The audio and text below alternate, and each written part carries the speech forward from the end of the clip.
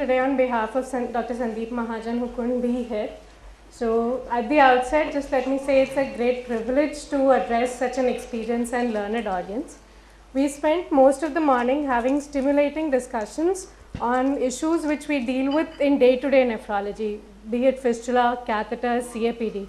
What I'm going to be talking about, tissue-engineered blood vessels, is a little more abstract, probably has more exciting prospects in the future. So I'm going to keep it brief. I'll go over the concepts and whatever clinical data we have till date. So we've seen, of course, vascular access is at the core of CKD management. Since morning, we've called it the lifeline for an ESRD patient. We've called it the Achilles heel of CKD management. Gold standard still remains the AV fistula. We have a lot of other imperfect options, each with their own pros and cons, beginning from the dreaded catheter to AV shunts, as well as the AV graft. In the era of stem cells organ printing, the new kid on the block when it comes to vascular access are the tissue engineered blood vessels, or the TEBVs. So it seems like, although I called it the new kid on the block, it's not really that new.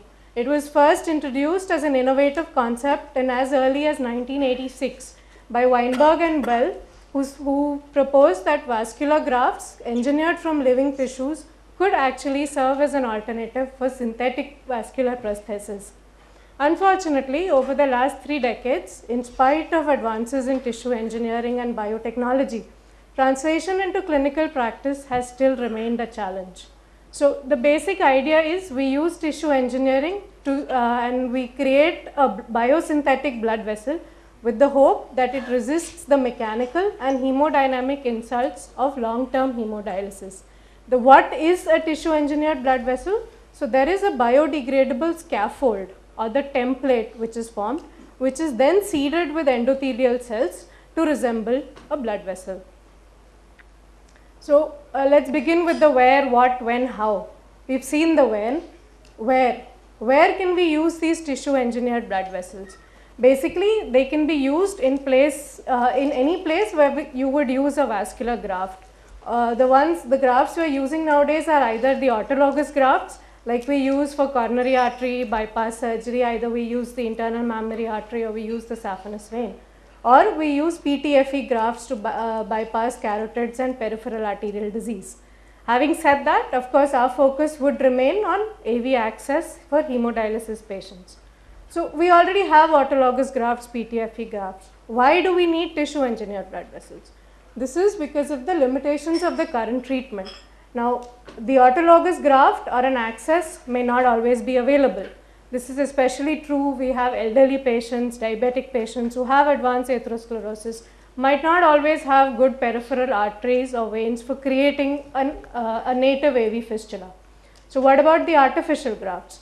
Unfortunately, artificial grafts are not suitable for small diameter blood vessels. The traditional cutoff taken is 6 millimeters. So any blood vessel or any graft less than 6 millimeters is actually prone to having a poorer patency, more prone to stenosis because of neointimal or myointimal hyperplasia, more prone to calcium deposition, infection, and thromboembolization. So the need of the hour is to create these tissue engineered blood vessels, especially for vessels which are smaller than 6 millimeters, and these would be non-autologous. So ideally, we want that the tissue engineered blood vessels resembles the native blood vessels in its key characteristics.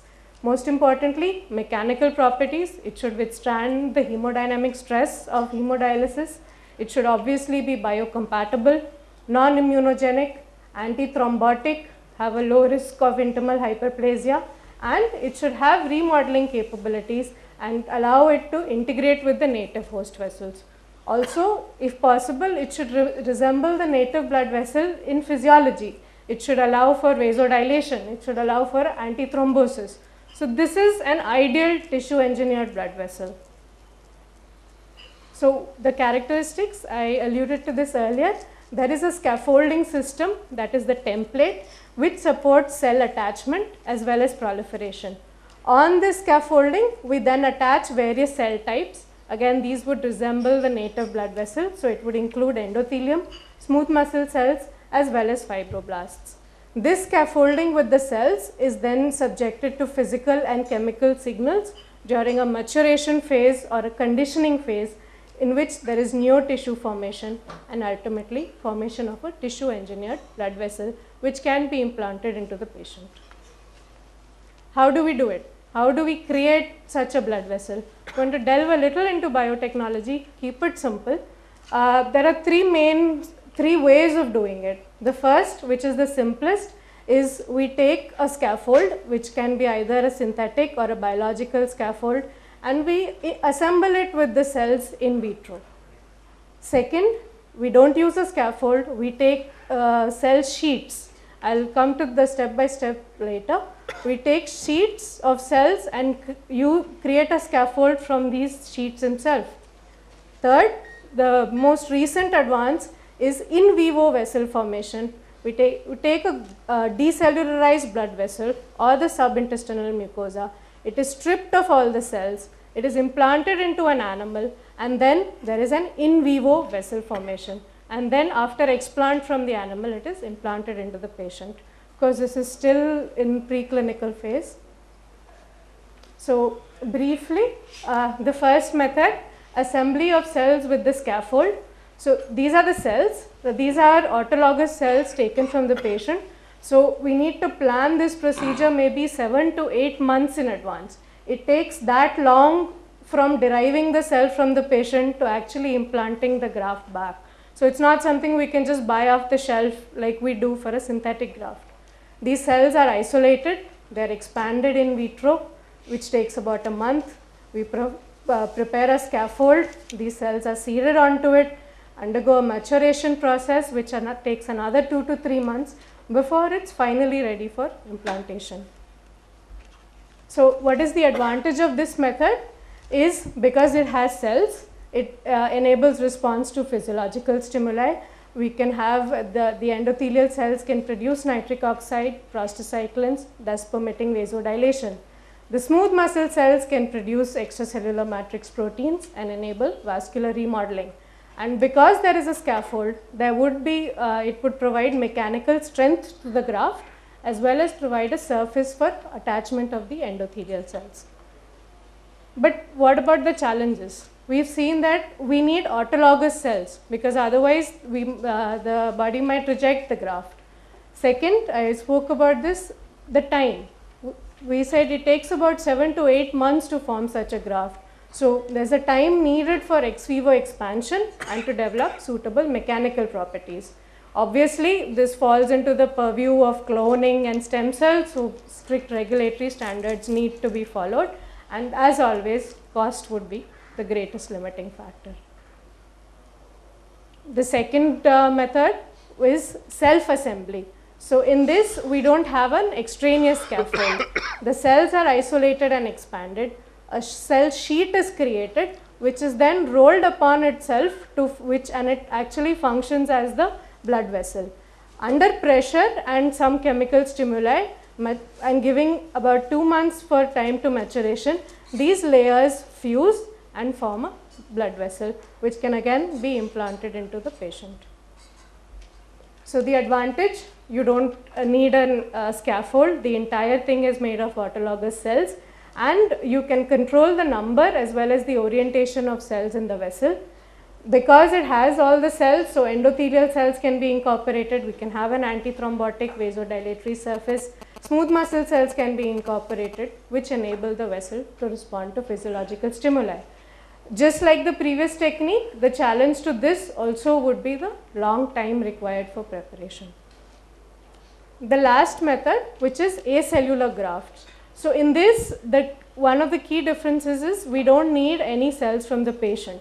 We have a cell stock which is frozen, we use that, we expand it, seed it onto a scaffold.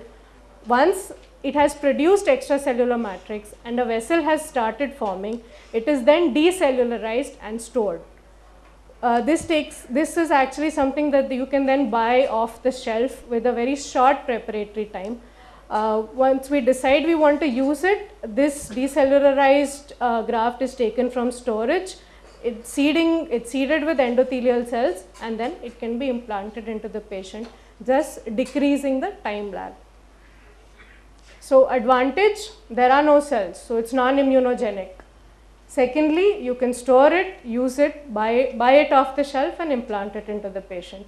But then what are the challenges? It might need to be reinforced with synthetic materials because smooth muscle cells are lacking. If it is less than 6 millimeters, it's going to be prone to thrombosis, and you need to ensure that it is seeded with endothelial cells prior to use. Okay, so this was the background. That was the biotech. Coming to the clinical aspects, there are a lot of animal studies. I'll only be discussing the clinical studies. The very first clinical use was reported in Lancet almost 5 years ago. They had 10 patients. This was the first time it was used in humans. 10 patients from 2 centers in Argentina and Poland who were followed up for 6 months. These patients had previous multiple access failures, and it was deemed that their current access was highly likely to fail within the next 12 months and had already undergone multiple interventions, or there were few puncture sites, and these patients needed a tissue engineered blood vessel. So the graft was created, it was completely autologous, it was grown in culture in vitro and then implanted as an AV shunt. They assessed 2 outcomes. They looked at the mechanical stability in the first 3 months, after which they cannulated, and the effectiveness after hemodialysis was also evaluated. Not sure how well this is projecting. So these are the details of the 10 patients. You can see that they all have had catheters before, some 1, some as many as 7 catheters, all have had grafts before, maybe up to 4 grafts. Most of them had had interventions to keep that graft patent. So we can see that really there wasn't much option. We weren't left with too many vascular accesses. The current access at the time of enrollment was a PTFE graft for most of the patients. So they implanted the graft in 10 patients.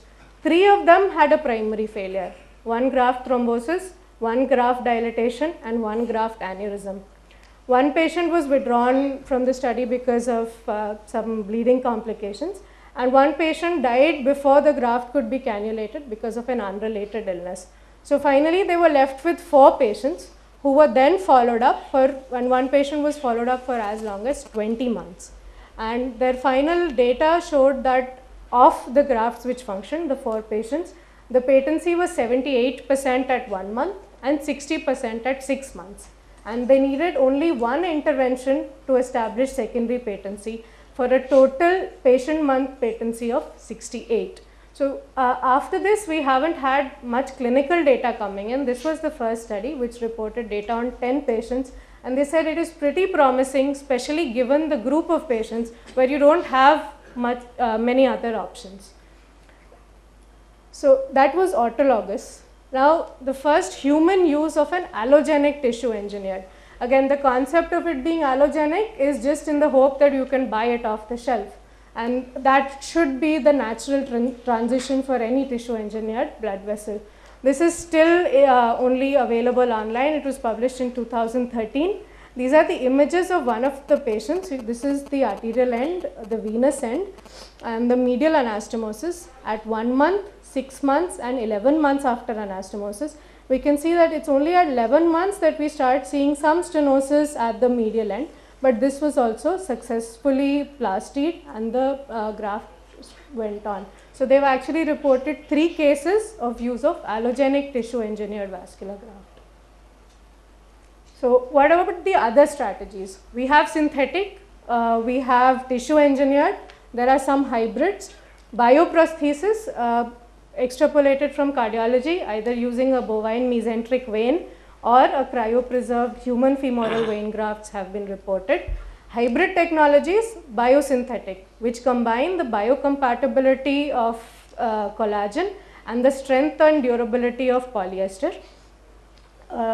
Various studies have reported, ranging from bovine mesenteric vein, reported in as early as 1986, going on to the OmniFlow, which is a hybrid graft, 2011, and they have in fact also published their long-term results. This was a 3-year follow-up of 38 patients, and they've shown primary patency even at 2 years was 60%, secondary patency of 75%, no graft infections, no graft aneurysms, and stenosis in 12% of their patients. So to conclude, there have been advances in tissue engineering. Tissue engineered blood vessels might just be alternatives to autologous vascular grafts, and obviously, as always, need of the hour would be to translate the current knowledge in vascular development into clinical benefit and hopefully take one step forward into the future.